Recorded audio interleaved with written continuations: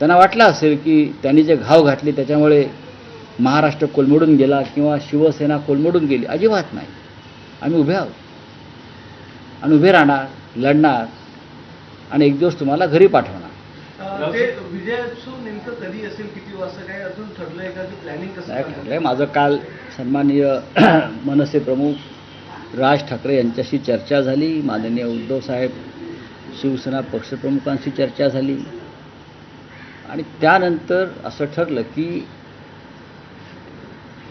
वरळीला जे डोम सभागृह आहे मोठं, तिथे हा सोहळा करावा. पण त्याचबरोबर शिवसेनेनं आधी शिवतीर्थ मिळावं या कार्यक्रमासाठी, यासाठी आम्ही विनंती अर्ज केलेला आहे. कारण मराठी माणसाचा हा सोहळा शिवतीर्थावर व्हावा अशी एक भूमिका होती. अर्ज तो आमचा अजूनही पेंडिंग आहे. अनिल परब त्यासाठी प्रयत्न नक्कीच करतायत, पण हे सरकार काय आम्हाला ती परवानगी देणार नाही हे आम्हाला माहिती आहे. शिवतीर्थावर जिथे शिवसेनेचा जन्म झाला, मराठी माणसाच्या एकजुटीचा जन्म झाला, त्याच्यामुळे मनसे प्रमुख राज ठाकरे यांनी डोमचा पर्याय सुचवला आणि तो आम्ही स्वीकारला सगळ्यांनी. आता त्या संदर्भात काल आमची एक बैठकही झाली आणि त्या बैठकीमध्ये साधारण कार्यक्रमाचं स्वरूप कसं असावं, काय असावं, किती माणसं येतील, हे सगळं आम्ही त्याच्यावरती चर्चा केली. पहिली चर्चा केली.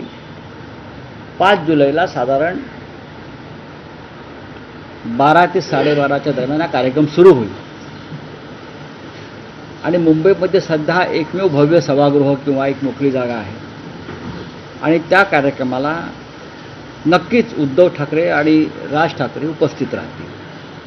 ठाकरे एकत्र येतील त्या कार्यक्रमाच्या व्यासपीठावर. त्याविषयी आता दुमत असण्याचं आणि शंका असण्याचं कारण नाही. पण या लढ्यात जे सहभागी झाले सगळे, मग राष्ट्रवादी काँग्रेसचे नेते असतील, काँग्रेसचे नेते असतील, डावे पक्ष असतील, या सगळ्यांना आम्ही आमंत्रित करू. कारण आपण जेव्हा म्हणतो की मराठी एकजूट, महाराष्ट्राची एकजूट, ती एकजूट ही राजकीय मतभेद आणि राजकीय पक्षांच्या पलीकडली एकजूट आहे आणि आम्हाला या दिल्लीला हेच दाखवायचं आहे. जेव्हा जेव्हा दिल्लीनं अघोरी कायद्यांच्या आधारे किंवा सत्तेच्या आधारे आमच्यावरती हल्ले केले, तेव्हा महाराष्ट्र हा अधिक ताकदीनं उसळून उभा राहील. हेच आम्हाला नरेंद्र मोदी, अमित शहा आणि देवेंद्र फडणवीस यांना दाखवायचं आहे.